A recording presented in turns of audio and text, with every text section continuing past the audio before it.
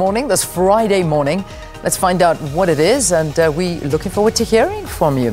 So what are your thoughts on the wage impasse at Escom following the implementation of stage 1 load shedding last night? I mean, that was something that I think we didn't think we'd ever have to have to deal with once again, but unfortunately with all the uncertainty surrounding the wage negotiations and staff issues, Escom saying they had no option but to implement stage 1 load shedding, and we're even bordering on stage 2, and that may even be implemented today. So yeah, it's a tough one, but we'd love to hear your views. What do you think? I mean, we all know it's got to do with the staff wanting more money, obviously. I mean, times are tough these days, it really is.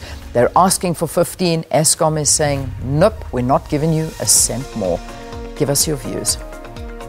All right, let's also plan your day for you and just tell you what's happening on the news front. So you know what to expect. Police Minister Becky Tele to meet the community of Chatsworth, where a young girl was recently killed during a botched hijacking incident. He's already been there, if I'm not mistaken. This is once again visiting that area. So look out for that, the Police Minister on that visit.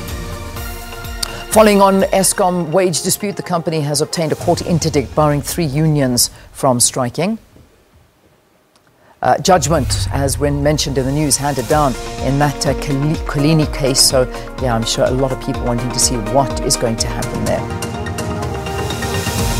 We investigate allegations that an independent school in Johannesburg is having 2 separate classes for black and white children. Yep, that's something we'll be looking into here at the SABC.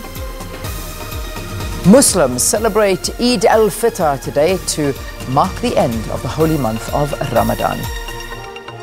And let's take a look at Twitter now. We'll see how Twitter is reacting to global topics and local topics as well. World Cup, I mean, I think that's trending around the world. We saw the opening ceremony happening in Russia yesterday, the first opening match as well between Russia and Saudi Arabia. Russia, of course, taking that one 5-0. We'll be getting all of the highlights from Valen in a short while. But World Cup, I think, is going to be up there for the remainder or duration of the World Cup. Everyone watching.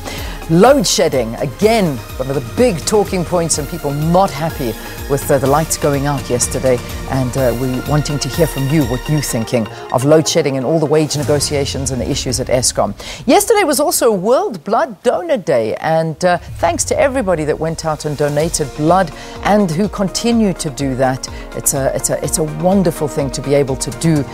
You don't even know the amount of lives that you're saving. So yesterday was a day dedicated to blood donors, and that was one of the big hashtags.